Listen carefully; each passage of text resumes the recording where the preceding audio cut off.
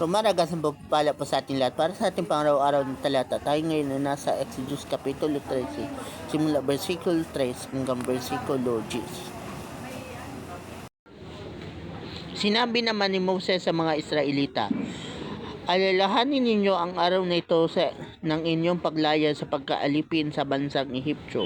Mula rooy inilabas ni Yahweh sa pamamagitan ng kanyang kapangyarihan. Huwag kayong kakain ng tinapay na may libadura. Aalis kayo ng Ehipto sa araw na ito ng buwan ng Abib. Dadalhin kayo ni Yahweh sa lupaing ipinangako niya sa inyong mga ninuno, na mayaman at masaganang lupain ng mga Kananeo, Hiteo, Amoreo, Hebeo at Jebuseo. Pagdating doon, ipagdiriwang ninyong taon-taon ang araw na ito. Ang kakanin ninyo sa loob ng 7 araw ay tinapay na walang libadura, at sa ika-7 araw ay ipagpipista ninyo si Yahweh.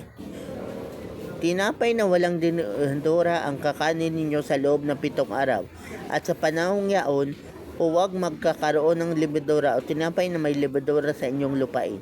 Sa araw na yaon, sasabihin ng bawat isa sa kanyang mga anak, ginagawa natin ito bilang pag-aalala sa pagliligtas sa amin ni Yahweh nang ialis niya kami sa Ehipto.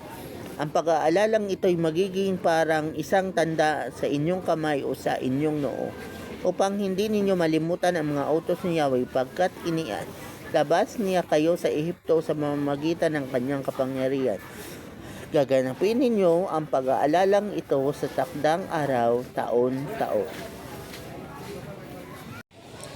So sa passage ito, inutusan ni Lord yung mga Israelites sa pamamagitan ni Moses kung paano nila i-celebrate yung Feast of the Unleavened Bread. At dito pinapaalala ko sa inyo na sila ay patriarchal society. Kumbaga, yung kanilang pinuno sa sambayanan ay yung tatay na maglilid sa kanyang buong family. Kung paano mag-serve, kung paano mag-worship, at kung paano alalahanin at dakilain ang mga ginawa ni Lord.